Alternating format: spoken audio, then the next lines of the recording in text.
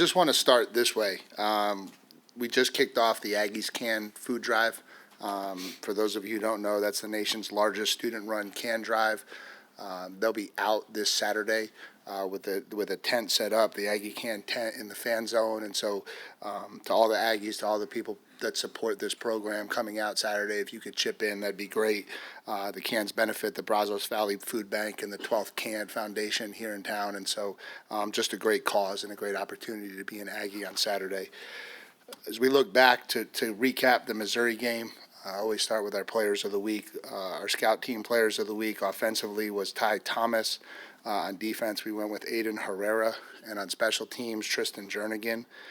For the game, lineman of the week offensively, Demetrius Crownover and Trey Zune. I thought the challenge of handling the outside edges was a big piece of that game. And for the most part, we were able to kind of contain those two kids, and I think that played a huge role in our success. And then obviously Trey having to flip in and play center and do a really good job, and it was awesome to see Deuce Fothery pop in ready to roll and play a big role at tackle for us. Defensively, again, it was Tyler Onyedem, 5 tackles, 2 TFLs, did a really, really good job in the middle of the run defense and made a couple plays that got them off schedule and helped us get off the field. Players of the week, offensively, KC Concepcion. Obviously, the touchdown on the screen was such a huge play, and again, just continues to be very electric with the football in his hands. Defensively, want to give a shout out to Cassius Howell, who was the SEC Defensive Lineman of the Week. Damian Sanford was the co-SEC Defensive Player of the Week, but internally we actually went with Tyreek Chappelle as our Player of the Week for the job he did on their slot, limiting Kevin Coleman basically to one catch for 1 yard on a jet sweep. And so I thought that was Tyreek's best game of the year. And then special teams, there was a lot of debate on who the special teams Player of the Week was. Some thought Dalton Brooks, some thought Albert Regis, depending on who you believe on the on-field fight that went on about whether to keep the fake on or call it off. And so I'll let you guys decide who gets that one.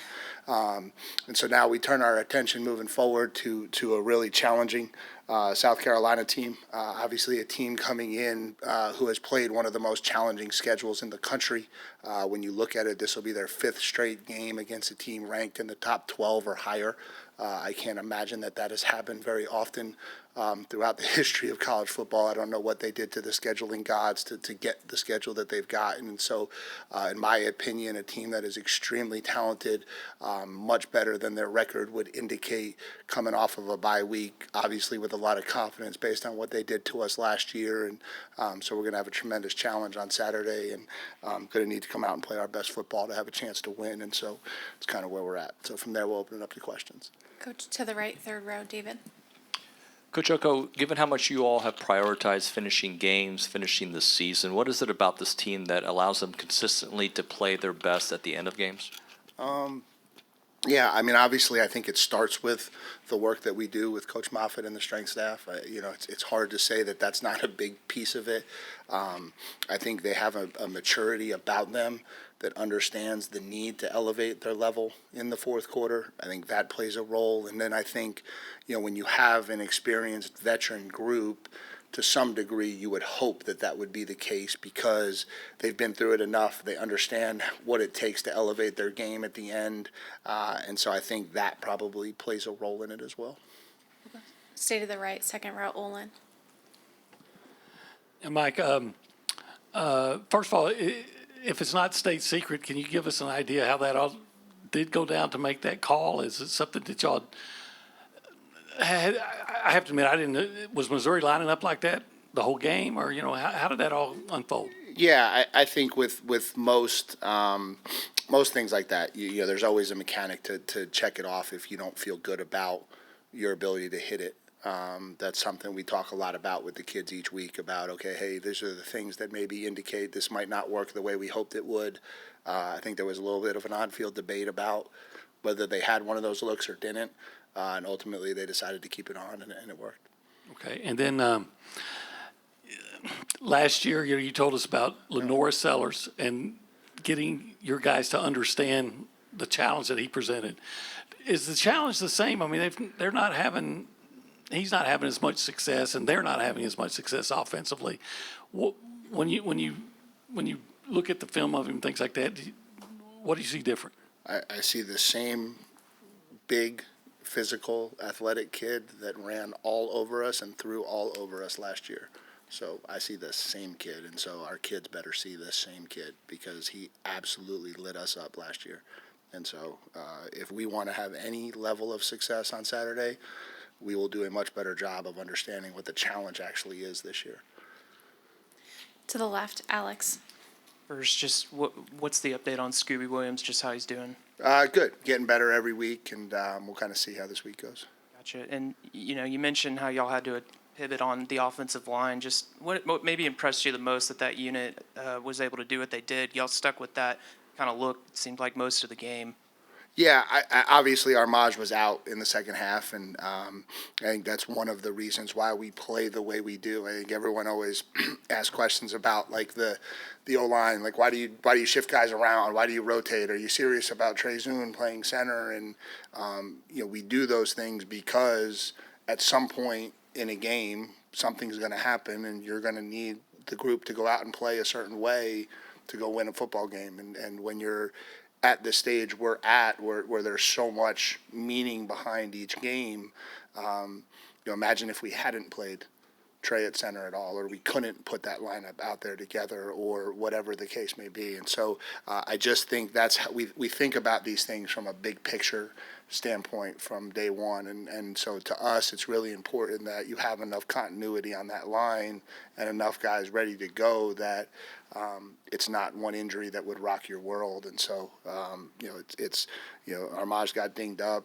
He couldn't go anymore. He tried. He gave us everything he had, but he couldn't keep going. And so, we went with the group that was what we felt like would give us the best chance to win the rest of the way. Coach, all the way in the back, Donna. Coach, do you have an update on Armaj? Yeah, he's fine. Okay. And then also, how have you been able to keep outside noise outside your building? Yeah, again, I just think last year was such a learning lesson for us, and I've referenced it a bunch, but nobody appreciated, obviously, because like me, everyone was so disappointed with how the year ended, but I don't think anyone appreciated the challenge that was being in that position really for the first time, and for those kids ever. For the program, we hadn't been in that position very much either, and so I think we just learned a lot. I think we learned a lot about what would come with it, how to handle it all, what it all really meant at the end of the day, and again, we've handled it the right way for 9 games. There's still 3 more that we've got to handle one at a time, and so that starts Saturday. Coach, we'll go right next to him, Tyler. Or right next to her, sorry, Tyler. Mike, does it feel like forever since you've been at home, and then just how exciting is it to have this kind of momentum coming back to Kyle Field this week? Yeah, it's funny. I stood on the podium after the Florida game, and I said, we're going to go on the road for about 5 weeks, and hopefully when we return to Kyle Field, we'll return with a lot on the line. And certainly there's a lot on the line Saturday. And so certainly would anticipate the 12th man showing up really well. They always do, but I would imagine for this one they'll show up even better. And it's a great opportunity for us to get back home and play a really, really big game against a really talented football team. We're going to go to the left, third row, Matthew. Coach, how telling is it of this team's character to go undefeated on a 3-game SEC road stretch? Yeah, I think it's huge. I think, I don't know, would anyone honestly look me in the eye and tell me you thought we would do that at the beginning of the year?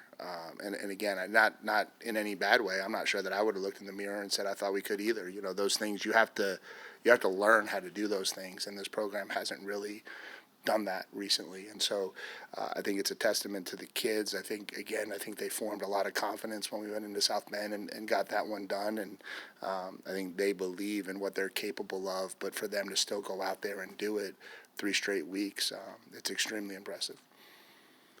Front row, right, Travis. Yeah, with the sack this weekend, Cassius only has, I believe, DeMontre Moore and Myles Garrett in the SEC era has more single season sacks. As a defensive coach, how do you appreciate the kind of season that he's had, and do you kind of root for him maybe to hit one of those Myles Garrett seasons or something like that? Yeah, for sure. I think it'd be great for him. I think it'd be great for our program. I don't know that Myles would like it, but maybe some part of him would enjoy the program having success.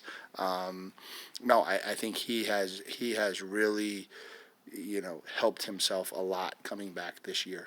We talked about how important it was to flip the narrative in this program with those guys that were fringe guys making a decision to come back, actually seeing them develop their bodies, go out and have a significantly better season. You can't speak to how much that means to our program moving forward. And so because of all of that, I would love it to end with him setting the single season sack record, with him getting a ton of national recognition, and him ultimately feeling like he made a really good decision for himself and his family by being part of this program one more year. We'll go to the back right, Chip. I know you have plenty of offensive playmakers, but after seeing Dalton Brooks with the ball a couple of times, any thought of getting him involved on that side of the ball anymore? No, neither one of them. He should have scored on both of them is what I told him. But no, so no, yeah, he's a really talented kid. He's a really athletic kid. Obviously, that's a game that you dream of when you're playing safety, to be able to account for 78 total yards. And there's obviously two huge plays for us from a momentum standpoint. We'll go to the left, Aiden, fifth row. So you mentioned last season and this season, there's a big difference in how the boys are responding to the pressure that this is and what is on the line. What are some of those specifics that you've seen in players from last year to this year of they're taking this all in a little bit more, they're responding differently?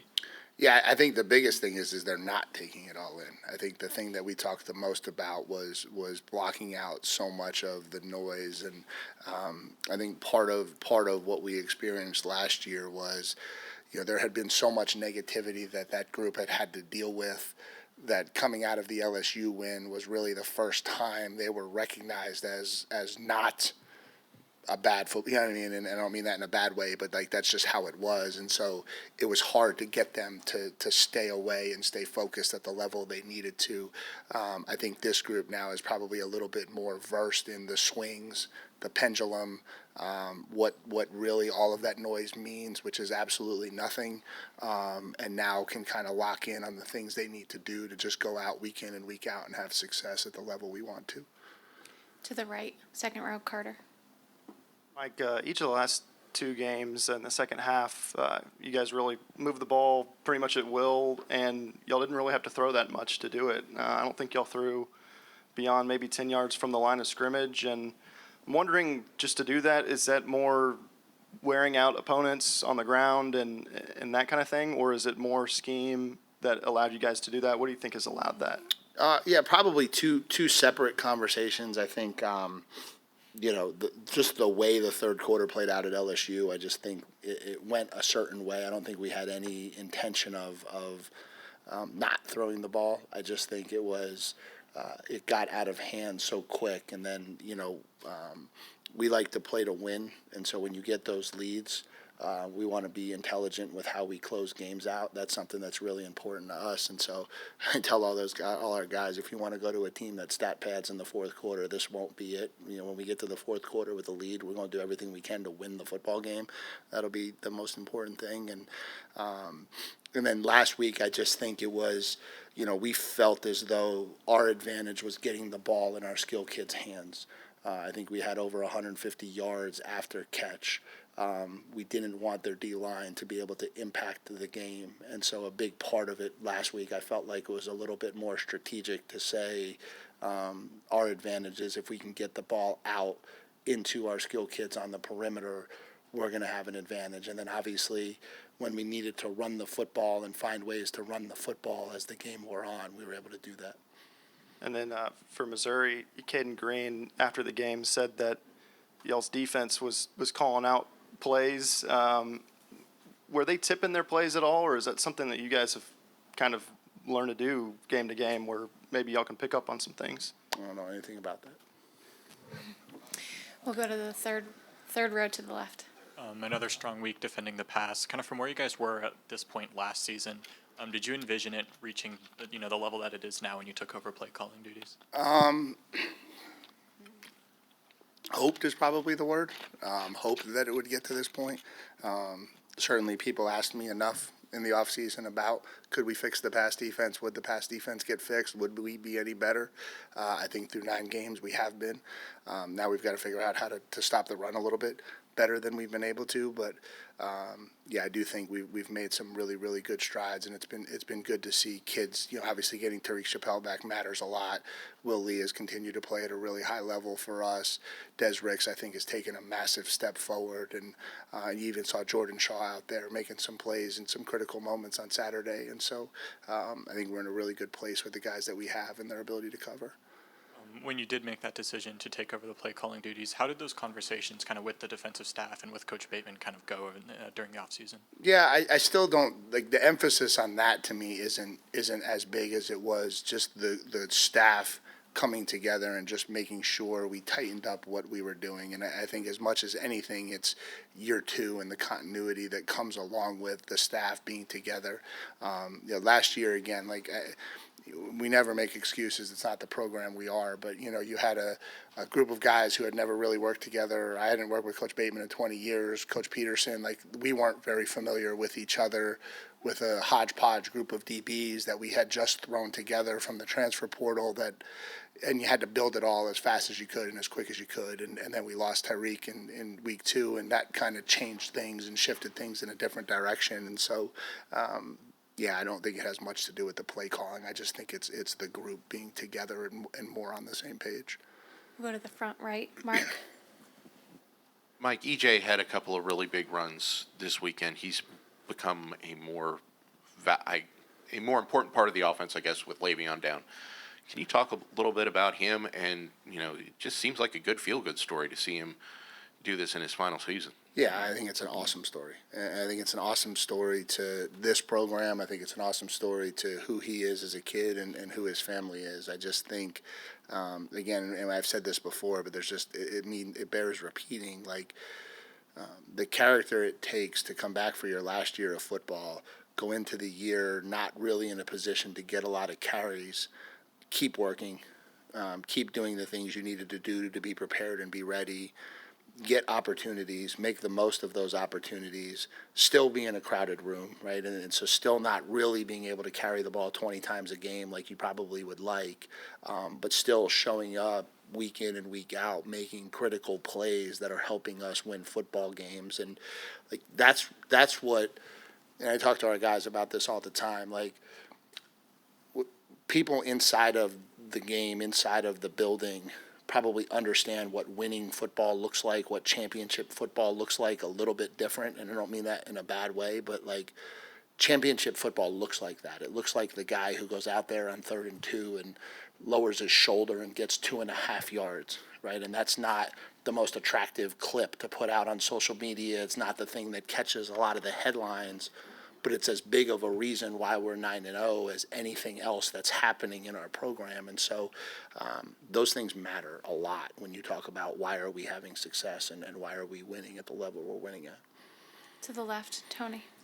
Mike, post-game you had talked about Marcel checked into the play that sprung KC. Can you just talk about his maturation, his comfortability in this offense, and just when he was able to be able to do things like that, is it built into the offense? Stuff like that. Yeah, I think he's made a lot of growth. And I think that's, again, when we talked in the offseason about him learning what it takes to be an SEC quarterback, all of that stuff goes into it.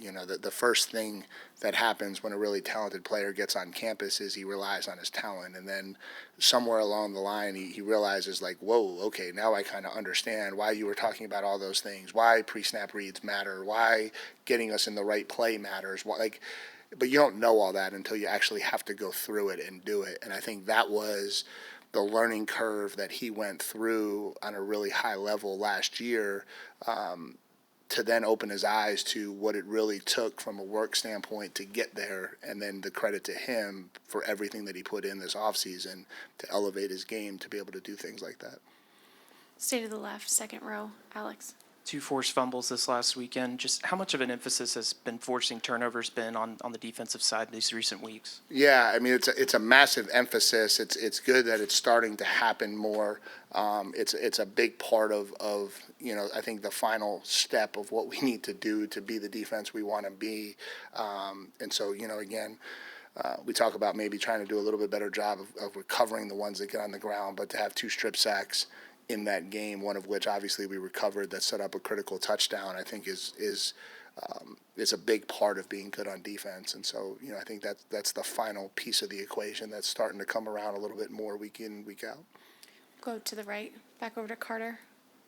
How rare is it for Trey to play left tackle as well as he does, but also play center and seem like he's played it for a while? And I remember he said he'd never played that position before this year.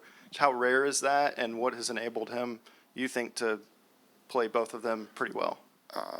Yeah, I think, one, he's a veteran player. I think that's a good starting point. I think his knowledge of college football and what it means to be an O-lineman matters a lot. And so, I don't know that there's a lot of freshman tackles that we would try to do that with. And so that plays a role.